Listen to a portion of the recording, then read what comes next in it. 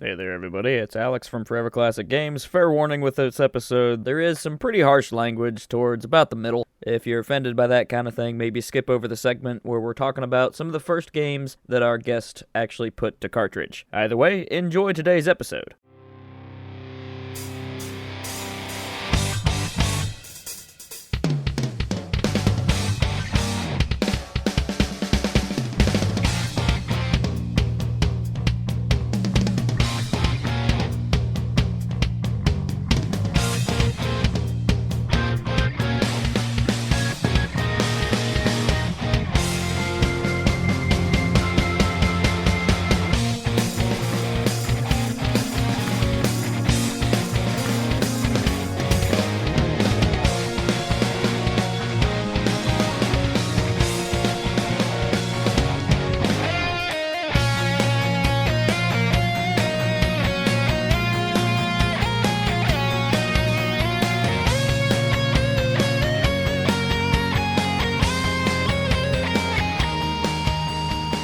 Welcome to the Forever Classic Podcast, the show seeking enlightenment through video games, films, and other geek culture.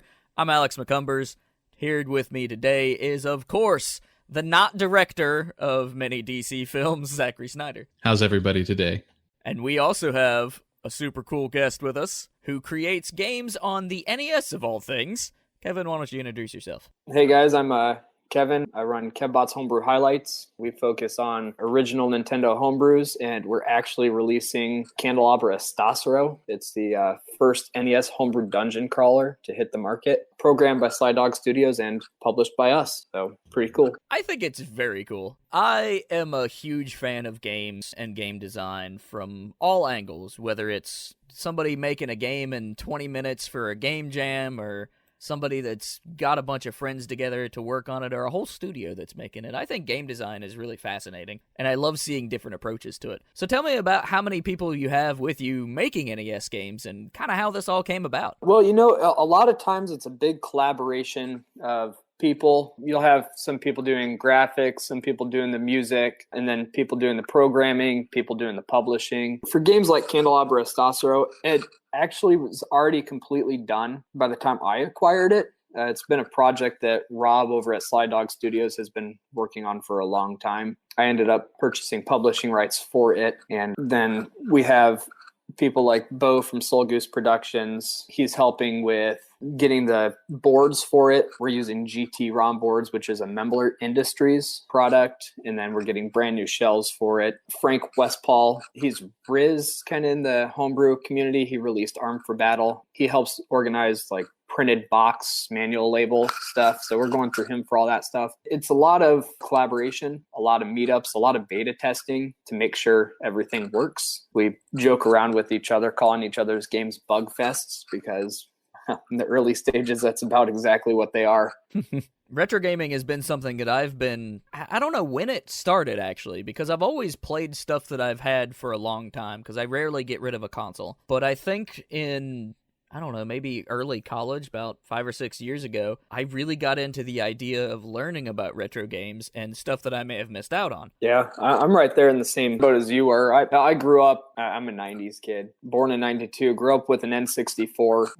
I was a spoiled kid. I wanted the clear red N64, and I got it. And I still have it. I had it because the local game store wouldn't take it when I traded in all my other games because there's like a non-broken piece on it. But I've still got that. And then about high school, started picking up some more things for that. And I was going to garage sales a lot in high school, buying stuff at garage sales, selling it on Craigslist or whatever at the time. Started picking up NES, and that's kind of where I started actually collecting, and well, it's kind of led up to where we are today, really. Yeah, I know I grew up with the NES. I was also born in the 90s, 91, but my family had an NES, and we didn't really move forward much. And I remember, I think it wasn't until I was 5 or 6 years old that I got a Super Nintendo. And so that kind of like progressed in that fashion. Like I kind of got the game system maybe a year or two after it had come out. I think I had gotten the N64 shortly after release, though, because I got Smash Brothers with it, and there was only 5 or 6 games available at the time.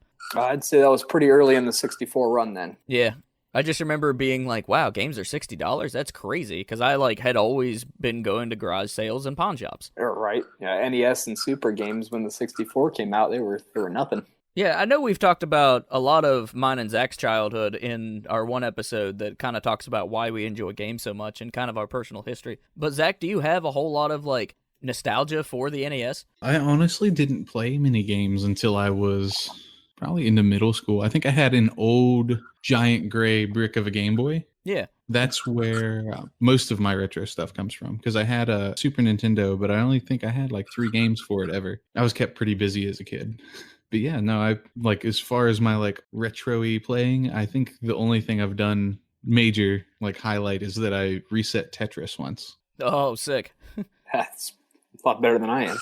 That's about my highlight of everything. But I enjoy playing pretty much any of them like now. Alex actually got me into most of it in college. Yeah, there's something about games of the past, that, especially on the NES and Super Nintendo, I think. There's games that'll hold up forever. As long as they're playable, they will hold up. And that's what excites me most about people making games for the NES or the Dreamcast or the Super Nintendo, is that it keeps these consoles alive. People are like, wow, I love my little Nintendo, and I can also pick up this sweet new dungeon crawler, get it physical, pop it in the console, and have a rip-roaring time. Or you can pop it into your, like, Analog NT or your, like, Retrons or whatever. It's super cool. A lot of the clone consoles actually are run like an emulator. They read the address line of a game and then emulate that game. They don't actually run physical hardware, or a lot of times they won't run unlicensed games because they don't recognize the address line. Right. Or if you had Mario and you changed Mario to a Ninja Turtle or whatever, you hacked the game,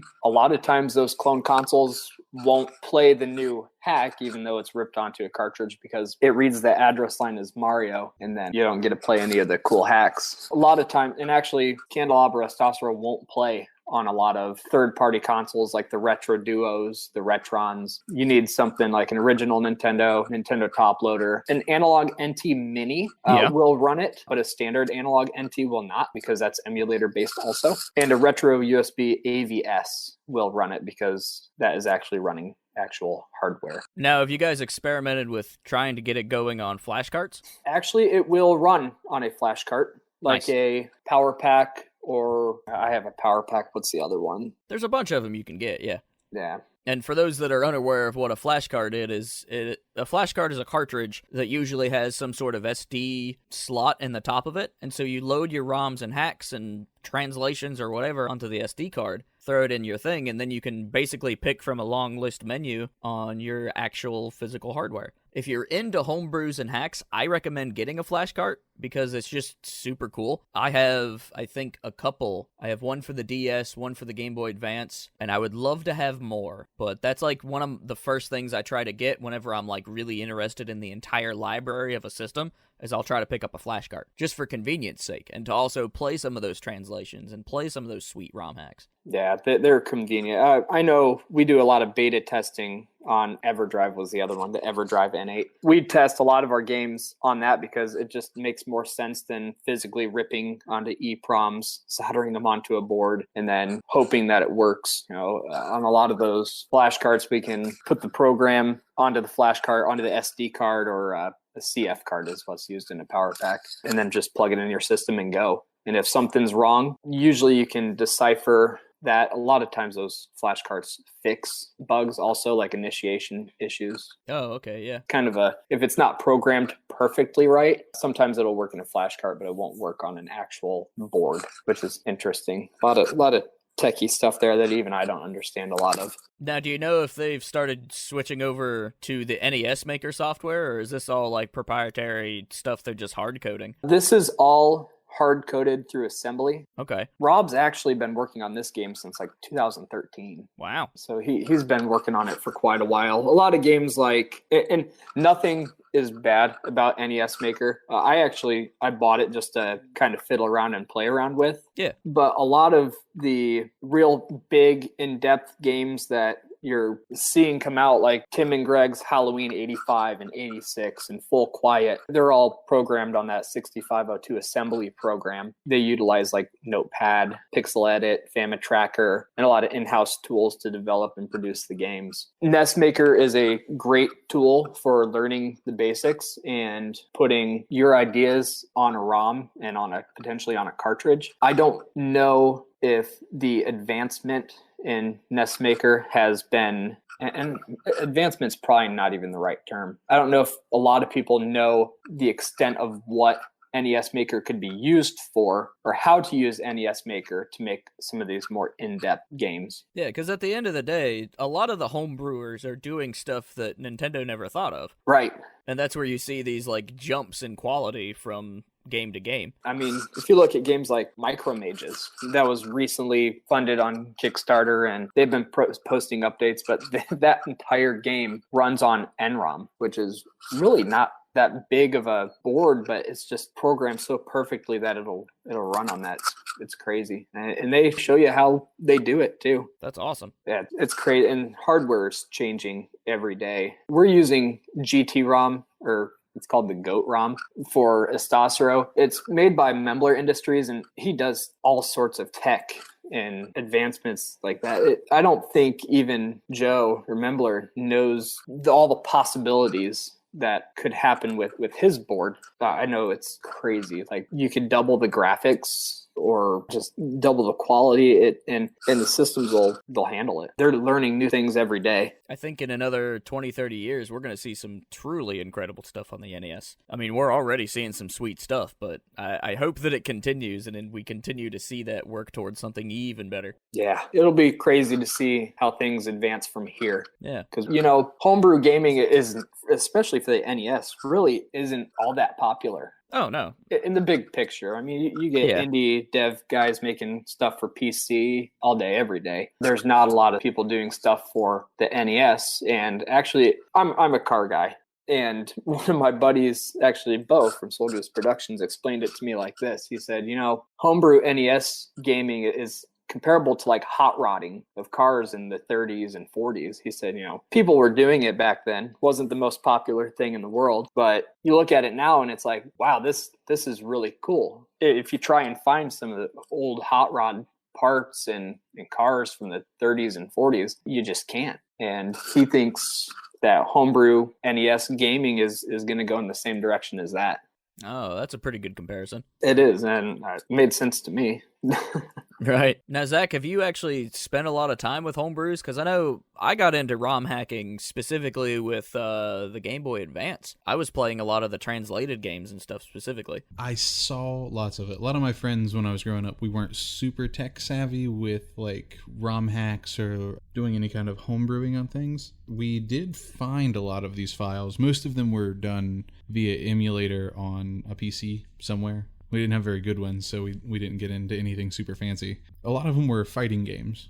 It's one of the things that like EJ and Travis and them liked when we were younger, and it was just mainly adding in new sprites of characters here and there in games that they didn't really belong in. It's probably Mugen. We did do a lot of Mugen. Yeah. We loved that.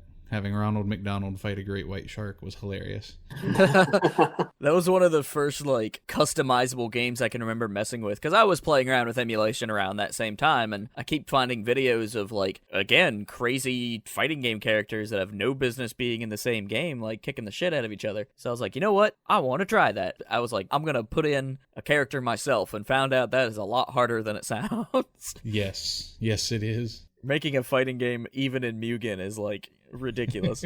I still remember our buddy Tom. He added the sprite guy from Contra. Oh, nice. That was the biggest son of a bitch to ever fight, because he was so tiny and his gun would upgrade as he did damage, like you were picking up power-ups. Oh, cool.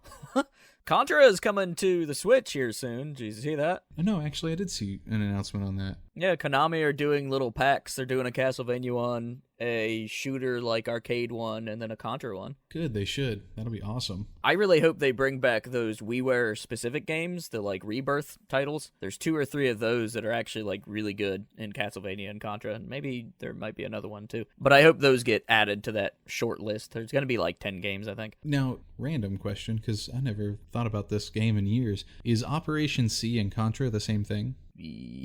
Possibly. Possibly. I'm not familiar with Operation C. I remember playing that when I was younger. One of my friends who was not a gamer, him and his cousin were basically like brothers. They weren't into games very much, but he was into Killer Instinct, Legend of Dragoon, and Operation C. Legend of Dragoon. But Operation C, A quick Google search has revealed to me that it was actually released as Contra in Japan. So yeah, it's just a localized name, which is stupid because, like, I think by then we had Contra on the NES. That was my first introduction to it. I didn't even know they were the same game. I forgot all about it for years. Yeah, so that leads me to an interesting question then, Kevin, just for insight's sakes, is what are the sort of games that, like, inspire you, and what are some of your favorites? Ooh, what are some of my favorite games? I really like Smash TV. Smash TV is probably one of my favorite games. I like the run and shoot. And actually, you can use the dual NES controller for that one, too, using both D-pads, shooting in one direction and running with the other direction. Really? Yeah. Yep. And here I thought this was something completely unique to your guys' game. Huh, that's awesome. Actually, it's crazy. If you search Spookatron, it's a Soul Goose Productions release. It's a port of Robotron 2084 for the arcade. It's a dual stick shooter, kind of like Smash TV. And you can also use a modified Virtual Boy controller for that game also, because it has the dual D-pads. So it's not a new thing per se. It's just a really cool thing.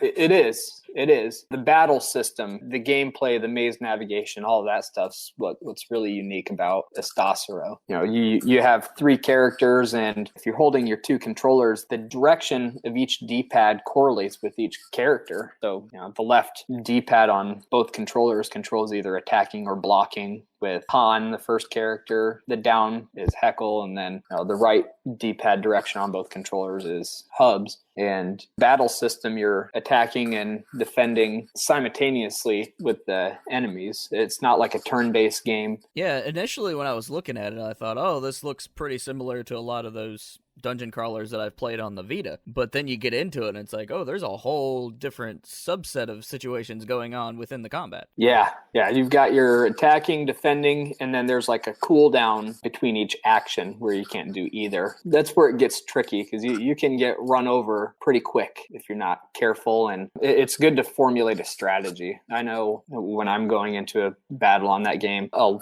figure out which of the enemies, because each enemy attacks in a different pattern at different speed. So I'll figure out which enemies attacks the most often and the fastest and try and knock that one out first. Right on. But yeah, so Smash TV is something that you really enjoy then. Yep. I like Smash TV. That's a good one. Rampart. I don't know why I like Rampart. Probably because you're building walls around a fortress. And both of those are NES games, yeah? Yeah. I've heard of Smash TV. I've just never played it. Oh, really? Oh, man, you're missing out.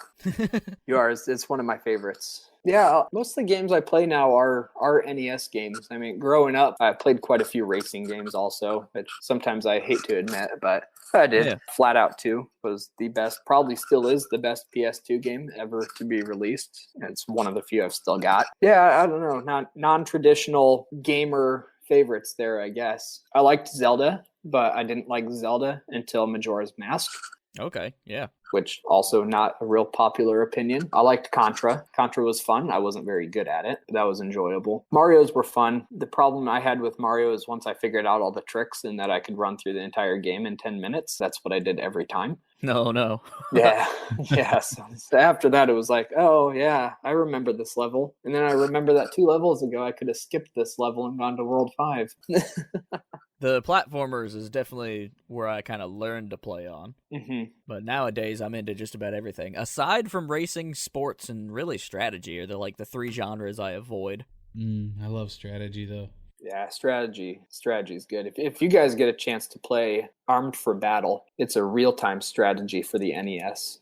Yeah. Frank released that. Shoot, that was years ago now at this point, probably 2015. But it's a real-time strategy. It plays kind of like a Warcraft or StarCraft.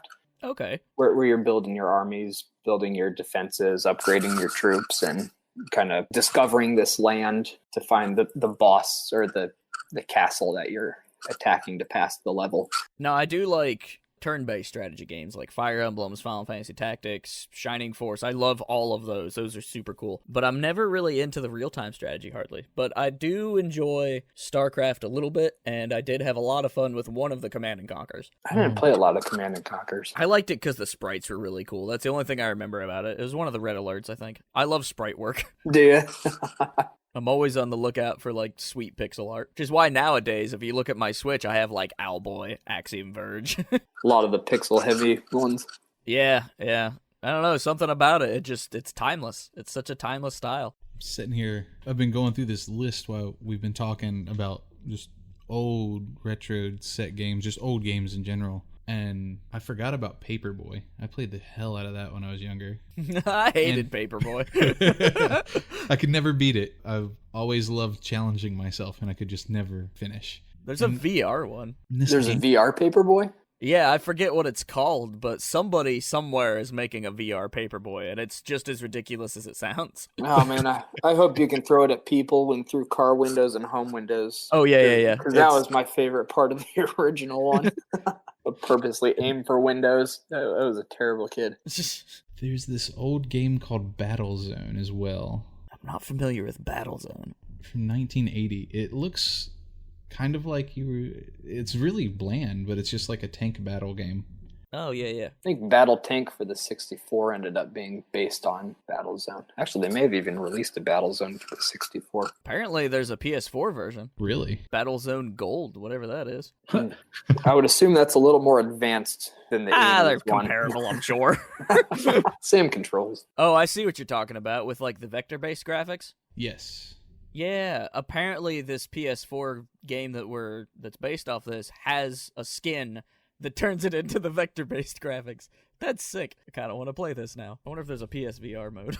I remember that being one of the very first games that like I played and just had no idea what I was doing. I just played it. I think that there's something to that, right? Like when you're younger, you're just kind of fucking around. Like there's no real goal or anything. I remember loading up Mario and just like running and thinking it was the greatest thing ever. Yeah. Really, that's about how it is. Grand Theft Auto is the best for that. I didn't play the old Grand Theft Autos till like 2011. Oh yeah, I played them way after the 3D ones came out. Oh really? Oh man, I think I got Vice City when it came out. I beat it like 3 times, and then went back and played Grand Theft Auto. I worked my way backwards first, and then San Andreas came out and played the crap out of that. Then after that, the PS3. Actually, that was the main reason I bought a PS3. Still got that boat anchor. Hasn't been turned on in a few years, though. Boat anchor. That's the one that I use constantly because it plays PS2 games. That's exactly right. That's I have a PS2 anymore, but I got that Flat Out 2 game. You betcha. I love Onimusha now.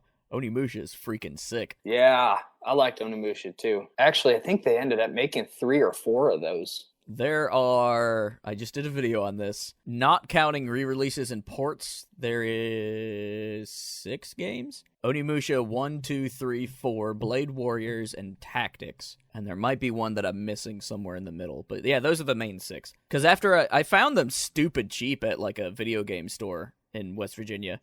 You still can. Yeah, they're like less than $20 a piece, and I like all 3 of them were there, and they were in pristine condition. And I'm like, I've heard about these games. I remember reading the manuals of these when I was a kid. I'll pick them up. I shelved them for years and finally went through all of them, and they are some of my favorite games on the PS2 now. They're incredible. So after that, I was like, you know what? I'm gonna collect every single Onimusha game, every port, everything I can get like my hands on, and that's been fun because there's only like 12 games, and none of them are expensive. Yeah, it's the part that tripped me up about that first one was that you get to a point where you have to, it's like this elevator and it's covered with ghosts. And I could not figure out for the life of me that you had to ring the frickin' bell. Oh, yeah. for the ghosts to go away. Jesus. It's just such a cool, like, samurai experience. And I didn't realize how much I love samurais until I played through those games again. And I was like, holy crap, samurais. Sweet. So that's when the last E3, or the one before, the one with all the samurai games, I was like, oh, cool, another samurai game. And I said that like 4 times during the show. I'm very excited to check out Sekiro, and Ghost of Tsushima I think is going to be sick. And then Nioh 2. Nioh 2 is going to be really cool too, hopefully. I'm all about it. Yeah, I mean, who knows? But I still have interest in it.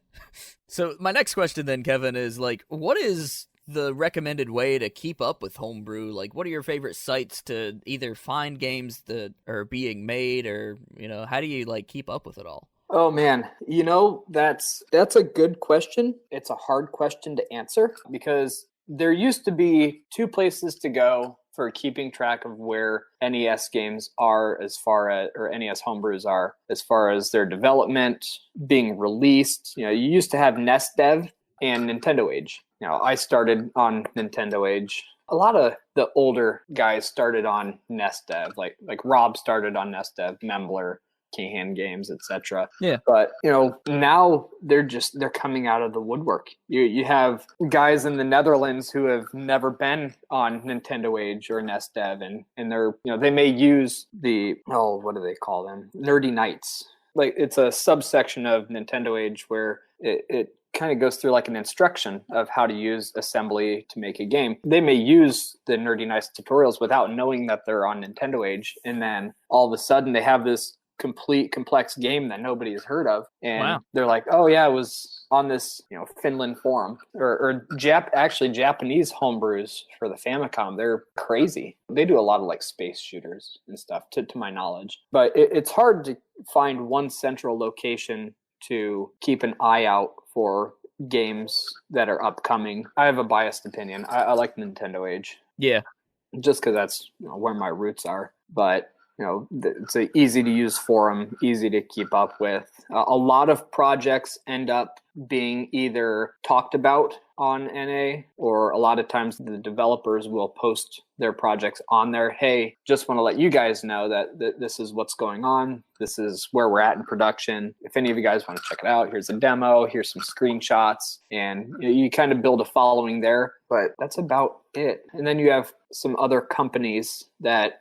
don't really use Nintendo Age or any of their sites a lot, like Mega Cat Studios. They release quite a few games. I've heard of them. They've released quite a few. I talk to James every now and then. Actually, he ended up with one of my modded Virtual Boy controllers at MagFest because he wanted one and I wanted this. It's so silly. It's like this kitten game where you want your cat to sit on a certain spot of this power pad for so long to build points or whatever. Anyway, so yeah, I know James and some of the guys over at Mega Cat, but a lot of their games, you may see them on Kickstarter. I think they just did a more advanced Log Jammers version on Kickstarter, probably towards the end of last year, but they have their own site that you got to pretty much keep up on as far as any of their releases go. But guys like myself, K-Hand Games, Soul Goose Productions, Derek over at Gradual Games, he posts a lot of his stuff on Nintendo Age also. And actually, he's got a game that's going to be coming out probably later this year called Trophy.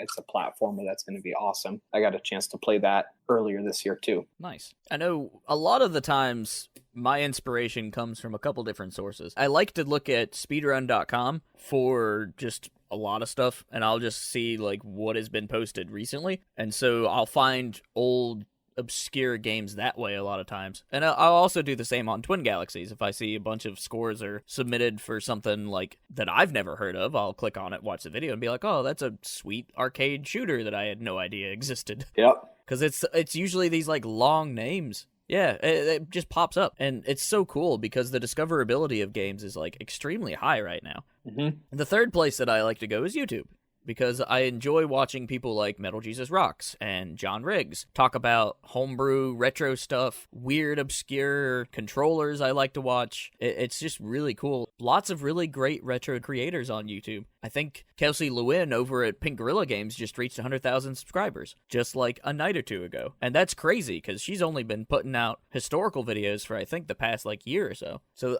if you're into retro stuff, I think find a list of really good retro creators on YouTube is a great place to start. That's where I learned a lot of my information. That's exactly where I learned that the TurboGrafx was a thing. I didn't know TurboGrafx existed at all. And now I'm like, oh, that's sweet. Now if I see one and it's cheap, I'm gonna pick that fucker up. Right.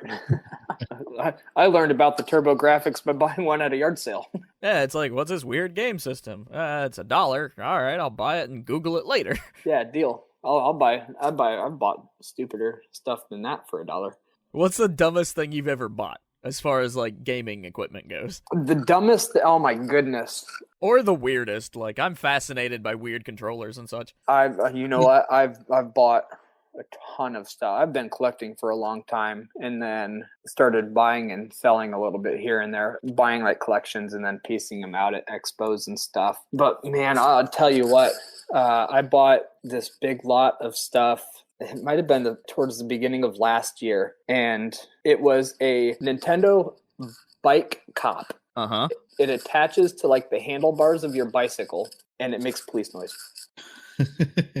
Uh-huh. Is that an actual product? It is. I will send you a picture of it. Actually, Dennis Kahn, Super NES Man, ended up with it because he didn't have one. But yeah. Oh, I see it now. It's a little like dongle looking thing. Yeah. I've actually, in that lot, I got a boxed one and I got a loose one. Also, I've seen like the quick shot scopes for the zapper guns. Uh-huh. Those are cool. I never knew those existed for a long time. And then I found like 3 of them within a week. Funny how that happens. I'll learn a word, and then I'll notice that word popping up everywhere. Oh, yeah. You just overlook it. Yeah, that's what it is. You're just focused on it or something. I don't know. But, like, part of me is like, okay, now that I know this word, everybody's saying this word. That's weird. They knew that they could use it now that you knew what it was. Yeah, am I in a simulation? Are these AI? Is the world all AI and I'm the only living one here? What if we all just live in James Cameron's avatar and we're unaware? God. Oh, here's a fun thought experiment that my roommate's been laughing about. I'll have Zach do this one because I think it's really funny. Hey, Zach. All right. Name me an Avenger. An Avenger? Yeah, just any Avenger. Any Avenger. Shit. Sorry, that's Justice League. First thought. Martian Manhunter. Zach fails. yeah. That was actually my first thought. He's probably my favorite. Am I a psychic? The world may never know. I don't know. Let's go with Hawkeye. All right, Hawkeye, cool. Name a Star Wars character. Qui-Gon Jinn. This is totally ripped off of a YouTube video, by the way, called The Question Boys. All right, now name me a character from James Cameron's Avatar. I have no idea. Kevin, you got anything? You know what? You got me on that one. That is the top-grossing film, period. How do we not know characters from the top-grossing film? How did this happen? I mean, I can say some syllables and maybe land on a character's name. Right, yeah, like, I can picture scenes from that movie, and, like, graphical styles and colors and stuff, but that's all I remember of it. I do not remember any sort of plot points or characters. No, I remember the plot. I can picture you all the characters. I can't tell you any of their names. Right. It's because it was a graphically heavy film. It wasn't story-based, per se. Yeah, fascinating how that works. I don't know. It was right at the beginning of, like, 3D movies when they got really good. So I don't know. It's for me, the best 3D movie was Guardians of Gahul, right? Yeah, the owl one. That was the coolest 3D movie I've ever seen. Honestly, I've only seen a couple movies like in like 3D with the glasses. I don't really like the effect that much myself. I think the one I liked the most was probably Alice in Wonderland or Alice Through the Looking Glass. One of the two. I really enjoyed the Guardians movie and the Lego movie I also saw in 3D and actually enjoyed it. Most of the time I'll go to a 2D movie, but if it's like the only option is 3D, I'll sit through it anyways. My favorite movie of all time is Jurassic Park. So when they came out with the Jurassic Park 3D in theaters, it was a very short amount of time they had that in theaters for 3D. I think I watched it like 4 times. Oh, nice. That's awesome, though. I know I'm really, like, kind of into the idea of flying down to Seattle to go see King of the Monsters in IMAX. Part of me is just like, ooh, that would be worth it. It'd be super worth it. That would be cool. I am so ready for Godzilla. There's lots of sweet movies coming out. And lots of them I've seen here recently. Like Captain Marvel, I thought was pretty good. It's not my favorite Marvel movie by far, but it's fun. I like it a lot. I don't think I've seen that one yet. It just came out maybe a couple weeks ago. Oh, okay. That could be why. Yeah, back to the NES. What are your thoughts about creation kind of spurred by the limitation of a console? I mean, I see this a lot where some designs don't necessarily come to mind until you're put in that little box, so to speak. You know, that's a tough question because I don't actually do the programming side of things. Right. I think being space and color limited makes you be a little more picky and artistic on what you can and can't include. I think it makes you be a little more selective on the key points of what you want to include in a game to get the same story or idea across. So you end up finding pretty complex, I don't want to say screens or sprites and stuff like that, but you end up finding that a lot of the stuff that might typically be drawn out in other platforms is kind of condensed and simplified, which I think is actually kind of nice sometimes. Right. I don't know. It's a tough question. I I guess I don't really have a good answer for that one. No, that was perfect. It's just an interesting thought process to go through. Yeah. Zach, do you have any final questions before we kind of move on to a more Rat Bond topic? Not on that. My understanding of it's pretty low, so I'm just soaking up lots of the information here and enjoying it.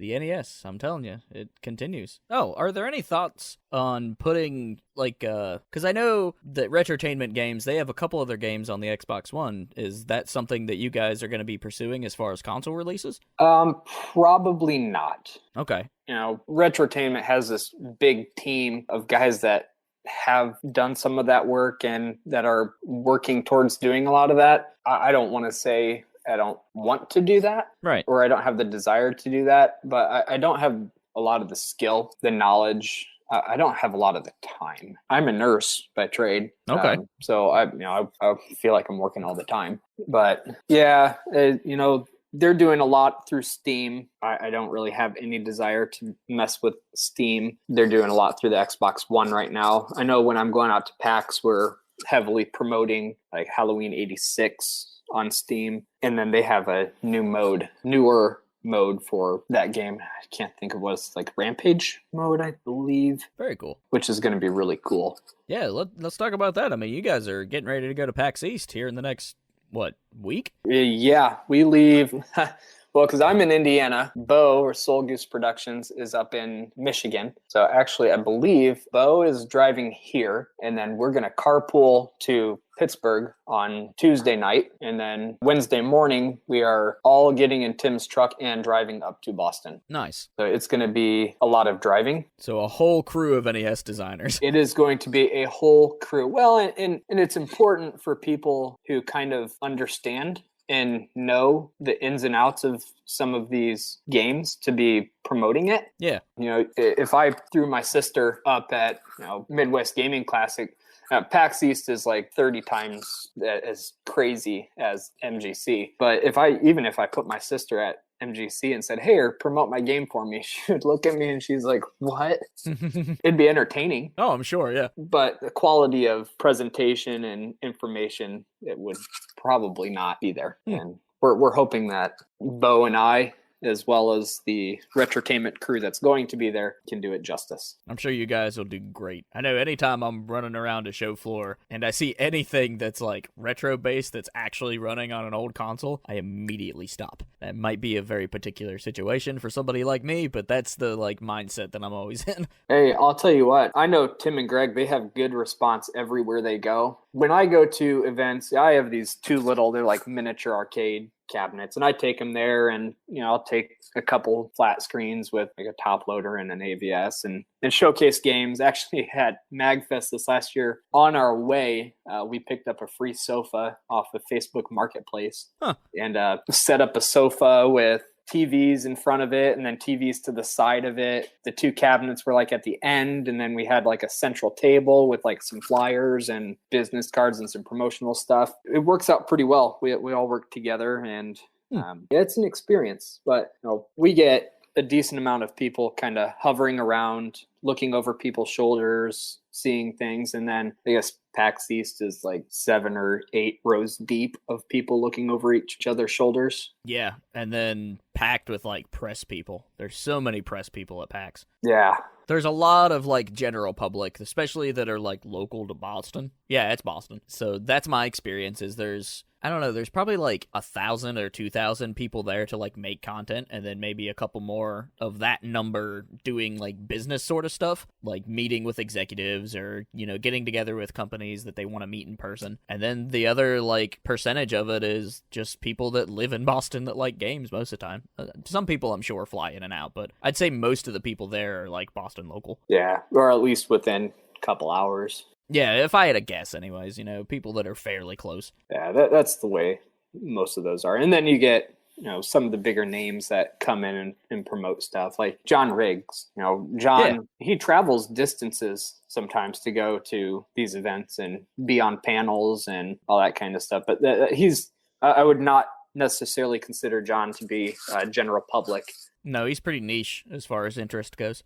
Yeah, and actually, we'll probably be seeing something from John Riggs and John Hancock here in the near future as far as Estoscerro goes, too. Yeah, I know you mentioned that a couple of those carts are going out to some YouTubers, which is sweet because I'll probably see that content and hopefully make some myself. I want to pull out the camera and see what all I can muster up for you. Yeah, there's a cart headed your way. Very cool. There's one going to Riggs. There's one going to Hancock. And actually, there's one going to a group called Pika Brews on YouTube, and they highlight and showcase some NES games also. A little bit smaller group so far. I'm not going to say they haven't gotten their feet on the ground yet, because, I mean, their videos and content's quality. I just don't think they've gotten quite the press yet. I'll have to check them out. Yeah, they're pretty cool. And they seem to be pretty cool guys. I think that networking aspect is really important, but what are your thoughts when it comes to marketing games? Like, how important is it to go to these shows and connect with these influencers compared to traditional marketing techniques? You know, everything,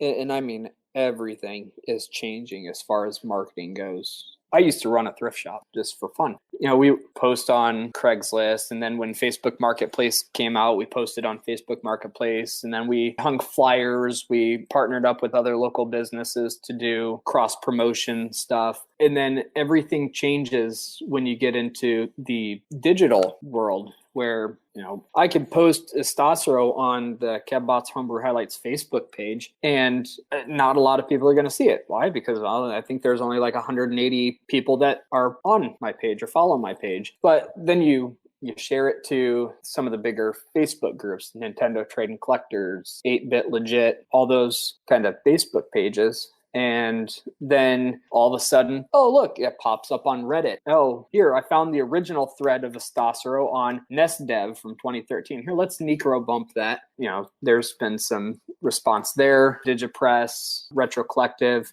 Actually, they haven't approved my application to join their site yet. And then you have the paid advertising through Facebook. And then I actually ended up hopping on this other social media kind of promotion tool thing as well. But there's the digital side of things, and then there's the physical side of things where you're going to these expos. I tell you, every single time I go to Midwest Game Classic or MagFest, I'll bring out games that have been available for 3 or 4 years, and people are like, oh, wow, this is really cool. I never knew this was a thing. Yeah, it is. It's cool. And check this one out. This is cornhole for the NES, where you use beanbags and throw it on the power pad, and you're playing cornhole.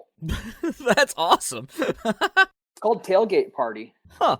I was just looking at that. It was released by Orab Games. My buddy Tim Wordinger runs that. If you guys need a copy of Tailgate Party, I actually ended up buying his back stock out. That way I could continue to promote it at shows and show people. That's really cool. Yeah, and you know, we all work together. We all have the same goal. That's one of my favorite things so far about the NES Homebrew community specifically, is they're thinking outside of just a person with a controller. I've seen the Russian roulette game that uses the zapper. You say that there's a cornhole game that uses the power pad. I'm sure there are several that uses the power glove in a way that actually works.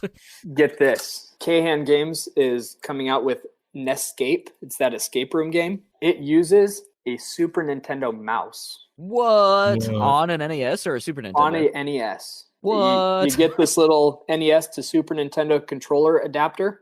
Uh-huh. Or Super Nintendo to NES controller adapter. I think I had that backwards. Yeah, it's a point-click game, and it uses a freaking Super Nintendo mouse, and it is awesome, and it works. That is sick. And he's working on compatibility right now, which I think he may have actually gotten figured out yesterday, for even some of the newer, and I'm going to completely space on what the name of these third-party companies are, but to use third-party... Oh, like Hyperkin or something. Yeah, to use like a Hyperkin mouse. Yeah. Huh. So he's working on compatibility to use a Hyperkin mouse and some of these other third-party things. That way more people can play. That is incredible. I love that kind of stuff. So I guess one of the things that I do want to... I've got 2 last questions for you. First of all, how can people get a hold of the modified Virtual Boy controller? Is it as simple as buying a crossover dongle? It unfortunately is not. That was my worry. Yeah, we had looked into developing a crossover dongle. Right. The problem is you are using the female end of a Virtual Boy, the connector, which is in this Virtual Boy console. And there's only one mold of that we know of, and it's currently being used for a Virtual Boy to USB adapter. And unfortunately, they're a little more expensive than what we could use just to tear apart and modify further. Oh, okay. Because I know Bo from Soul Goose Productions had looked into doing an adapter, because Spookatron is also Virtual Boy controller compatible. Right. It's not that hard to modify a Virtual Boy controller. Oh, I'm sure. Like, a lot of that old technology has got a lot of space and everything kind of makes sense. It is literally cutting 4 or 5 wires and splicing in the NES adapter, or the NES controller cord. Oh, you just attach just a cord, or the actual head, like chop off the head of a NES controller? Yeah, the cord. Oh, just the whole cord. Huh.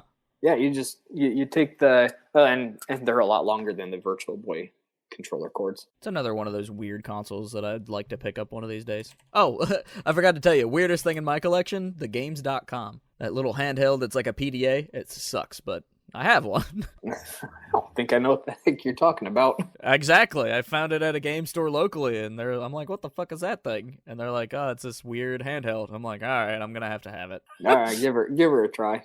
Yeah.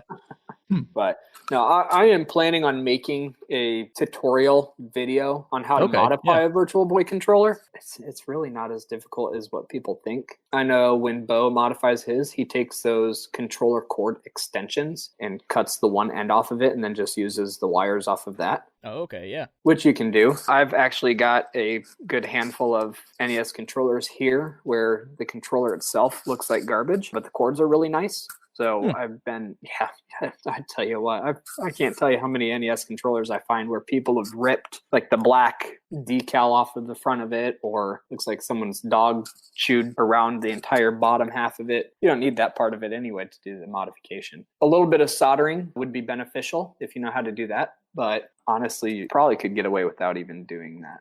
God, Virtual Boys are expensive, but the controllers are not so bad.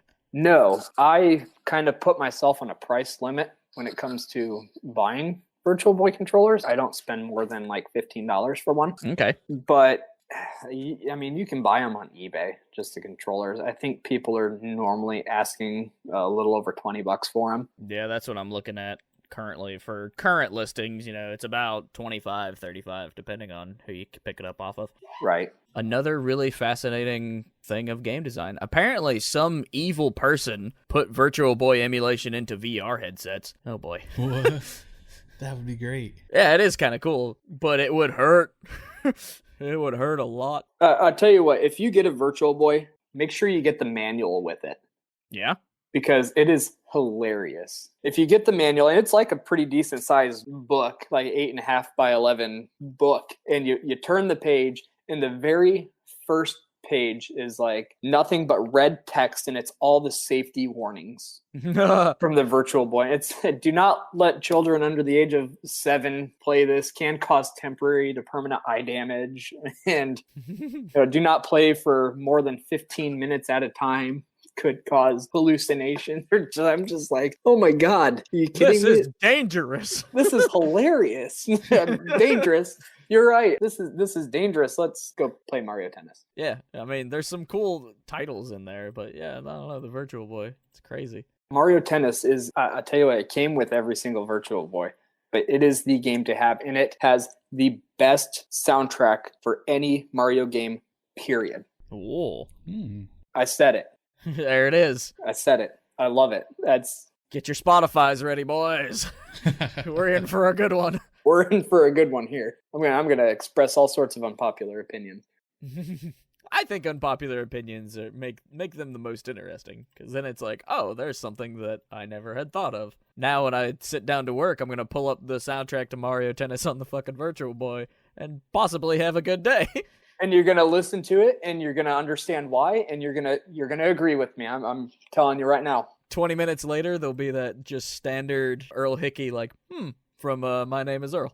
Yep. The end of this podcast is probably gonna end in the Mario Tennis. It will now. Now it will. What a great idea that I'm going to steal. So my last question for you, man, is how'd you really get into game publishing, and what does that process even look like? Because we've talked about the long-term goals of Forever Classic Games as a brand, and publishing is something that's come up in the conversation. Mm-hmm. It's kind of hard to say exactly where things started as far as me publishing and starting the KevBot's Homebrew highlights. I started with the reproductions. Desoldering the CPU and PPU off of a NES board. CPU, no, that's program ROM and character ROM. But, learned how to do that. And then, oh, look, I can rip these 28-pin EEPROMs and then just stick them right here on this NROM board and it plays a completely different game. And then you get into the more advanced where, okay, now I can do a 32-pin swap, but then I have to bend these 4 legs of the 32-pin EEPROM up, and I have to jump this solder to this leg, and then you get into some of the more complicated stuff. But I'll tell you where I got started, and you'll probably want to bleep out some of this. Yeah. There was a game that was developed called Cornball Cocksuckers. All right. On Nintendo Age, and it was based off of a Nintendo Age thread where this fella named Fiery Rain came on and lost his cool because his want to buy thread or something kept getting locked or trashed or whatever. Yeah. It happens on internet forums. And he called everybody a cornball cocksucker. You guys are the capitalist pigs of the gaming community, the popo of the interwebs, whatever. Y'all are this terrible thing. Well, a fella in Switzerland, Antoine or Vec on Nintendo Age, he thought it was hilarious and programmed a game where you are a cornball at the bottom of the screen and you are catching wieners that fall from the top of the screen. And this was one of the first games you put on cartridge? It is. It is. You shoot the police, you dodge these capitalist pigs, and when you get to the bonus stage, you jack off to the game Fire and Ice. Anyway, that is kind of incredible. That is ultimate level trolling. It is hilarious. And Vec had asked somebody if they could put a game on an NROM board for one of his previous games, which I helped him out with. That was Kami Killer. That ended up getting overlooked by this next game that was kind of on a whim. We did limited edition run of 10 cartridges, and those sold it very well, much higher than I think they should have ever gone. But that funded a 100-cart run for Cornball Cocksuckers. These things are out there. They're in people's collections. Well, I've got one better for you. So we did the 100-cart run. I was using donor boards, donor shells, basically hand making each one for the limited edition. And then on the 100-cart, we ended up using INL NROM boards because they were so much easier to just flash it and be done with it. Okay. Still use donor shells for those, but we sold all those. And then I was going to expos and stuff at that point, taking these Homebrew Highlights cabs out there. And I wanted to continue to make copies of Cornball. So I bought the rights off of Vec for it. So I actually own the game Cornball Cocksuckers. And kept making and selling some of those, and then ended up doing a complete revamp on it about a year and a half or so ago using these translucent yellow shells and whole new label. And I continue to sell some of those too. But since then, I've helped with some other releases as far as some smaller ones that were released here and there, like Kevin Power. It's a driving game where God, these games all sound so terrible. You run over old geezers and dodge the police and run over baby strollers. Oh my goodness. Yeah. So I ended up helping with that release, ended up helping Bo, Soul Goose Productions, with making some of the limited edition parts to 0 to X, and then helping with some of the beta testing for games. And basically, a lot of it comes down to being involved with the community. Okay. It doesn't take much to get involved. It's a pretty open community. People who want to be in it are in it. They hang around. They'll come to the events. They'll offer to help here or there. So, a lot of what's gotten me into it is these small projects that have led up to Candelabra Estoscerro, and really just being a part of the community, being friends with some of the guys. I release a Halloween scare cart every year. 2018 ended up having some technical issues with the ROM, so we actually missed 2018. But 2015, 16, and 17, it's the Halloween scare cart, and it is basically a game that you play until the jump screen pops up. Oh, nice. And scares the bejesus out of whoever was playing it. Just fun little projects here and there that you do. Publishing it's a labor of love. It's not, I don't want to say it's easy because it has its challenges certainly. But for some of the smaller releases, my buddy Aaron and I were making our own boxes, our own labels, our own manuals. We were buying the brand new shells or using donor shells. And now for Estoscerro, we're hiring out all the box production, because manually cutting out however many boxes we need is really not all that enjoyable. No. I mean, we've got tools to do it. He's got a nice printer, a laminator, one of the die cutters, so it's advanced quite a bit from where we started. And we'll still do small runs, like the demo cartridges that are being sent out. Aaron just, we printed off handful of labels to go on those cartridges. Oh, okay. So yeah, the one that you're getting, it's the actual label, except the top of the label says Candelabra Estoscerro demo cartridge instead of just Candelabra Estoscerro. And then you're going to get a blank, well, I don't want to say blank, it's a gray shell donor with a label on it. There's no board in that one. That way, if you do decide to do some kind of little video, you can show that it's on a yellow cartridge or a gray one. Oh, yeah. Huh, all right. Yeah, it's just, selling it in a yellow and a gray shell, making it available in both of those was a decision that was actually recommended by Tim from Retrotainment, because I like the yellow ones. Right, just something different to shake up the shelf for people that are putting them on their collections. Right. So I like the different colored ones. A lot of people like the traditional gray ones. The black box trio that's available on Kickstarter, you have the option for both. A lot of people really like the gray standard release of the black box series. They think it's more of a collectible, I guess, niche of being black box. Right. There's guys that do nothing but black box reproduction releases, and they've pretty well mastered some of that stuff. Very cool. It's fun. Just gotta, if you're going to get into it, just get into it and do it. Start somewhere small and work your way up. If you've got questions, there's a huge community that's willing to help. Awesome. Yeah, that's something that we've definitely thought about. If, things pick up and we want to actually move it into a place where we don't have to work day jobs, we can actually just do this kind of stuff. I don't know. Yeah. It's the hope and dream.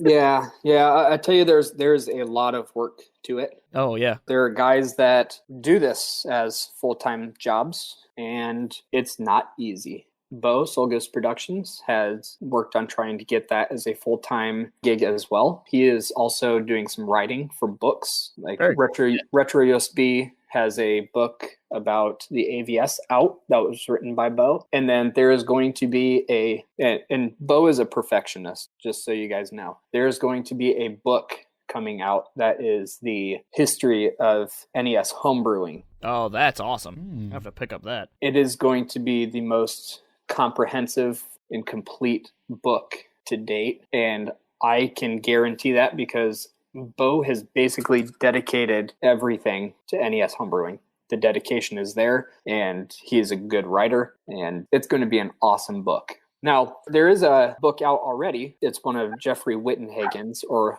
Hagen's Alley book about NES homebrews, and it's a good book as well. Kind of has like a collection tool vibe to it also, where you can kind of like check mark what you do and don't have. Like, what are the searchable things for each of the books? You know what? Bo's book is not, I don't think it's even, I don't want to say it hasn't been announced, but I don't think that's even close to being promoted yet.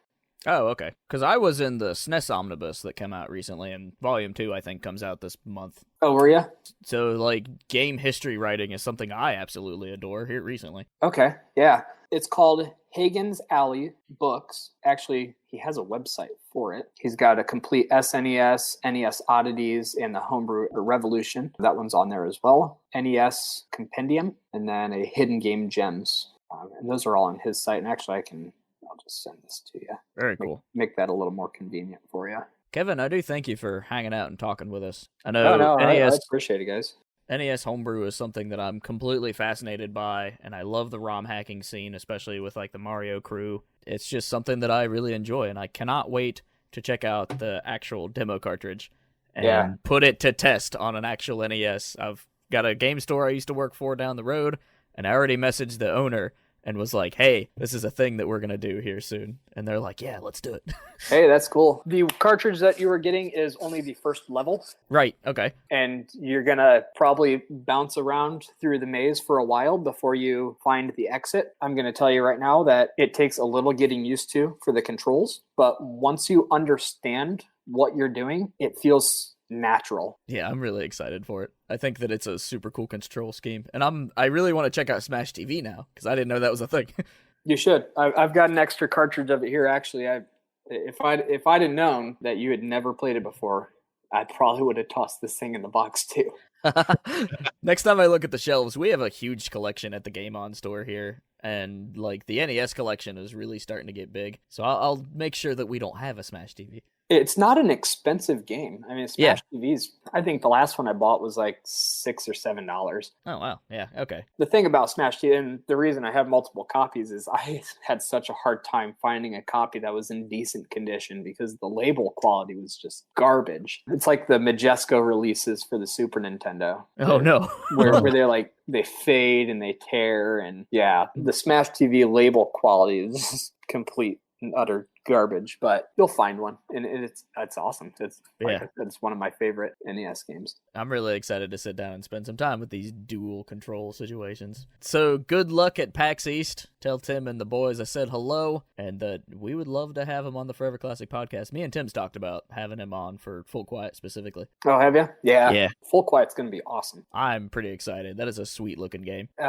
You probably haven't been to any of the expos where they were showcasing Full Quiet. No, that was announced, I think, like at the end of the year, the 1 year I went to PAX or something. Oh, was it? It's completely different from what you would expect out of them, but it's excellently executed. And I know they've had some hiccups along the way. I have fingers crossed for horror. I'm really thinking that it could be a horror game, and I'm just like into that. It's dark. Yeah, I'm super excited. But yeah, anyways, thanks for hanging out with us, Kevin. Zach, do you have any closing thoughts for us? Kevin, I'm super amazed that you're a nurse by day and that you can still do and get into all of this stuff outside of everything. It's fantastic, and you do great work. And this conversation has been so fun this whole time. I know I've been pretty quiet since the beginning, but most of it I've not been able to, contribute a lot to. But everything you all have talked about's just exciting to hear, and I really do wish you a lot of luck at PAX. It's going to be fun. At some point, you all were talking about your long trip that you're going to have up there, and I was thinking, man, everybody's going to nerd out for like an hour and then figure out how to sleep on each other for the next 13. That's Tim's got a decent sized truck, but yeah, you're probably right. There's gonna be some indirect or direct cuddling. You know what? I've crashed with these fellas at events in different states and different hotel rooms, and you know what? We make do. We're a close group of guys, and there's a reason I asked Tim for help with things, and there's a reason that Tim asks me for help with things like going to PAX in Boston. It's a pretty great experience. I'm really excited to get back into it sometime soon. Might be a little hard from Alaska. It's, that's why I'm thinking Seattle is going to be the next thing I go into, because it's like an hour flight. It's not bad. Oh, no, that's not too bad. I'm in Juneau. It's like super mild, super South Alaska. Is it? Okay. Yeah.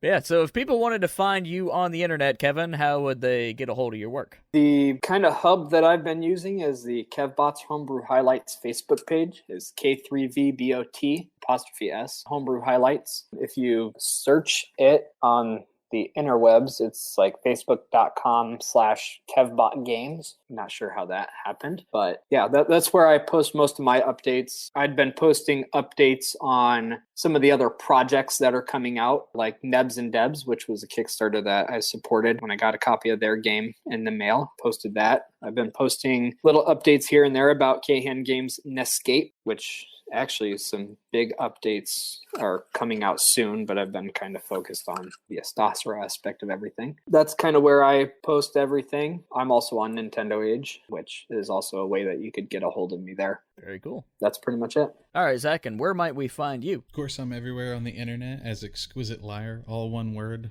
with exception of Twitter. It is exquisite_liar there. And I am very similar. You can look up Forever Classic 105 on just about any platform. If you are on Twitter, though, replace the FOR with the number 4. You can also check out the Forever Classic Games official social medias, and usually you can get it by looking just for Forever Classic Games. But on Twitter, it's Forever X Classic, because somebody already had Forever Classic Games. Oh, nice. I think. I don't know. There was some reason I had to put an X in there, but regardless, I was like, man, I want that. Aww. We also have a website, foreverclassicgames.com. That has been getting a couple updates. I just put out the Onimusha retrospective that I saved from disappearance because it was on retrovideogamer.uk and they switched websites, something to do with an upgrade. They lost that original huge post, and I was like, I've still got this. I'll post it on my website if it's all the same to you guys. They're like, yeah, sure. So that's available now. It's got some sweet new screenshots on it, about the best I can muster. There will be a Onimusha kind of rant and rave that'll be up on our official YouTube channel here soon. I actually just need to set that to upload, and it's ready to go. It's just me talking about how cool Onimusha is.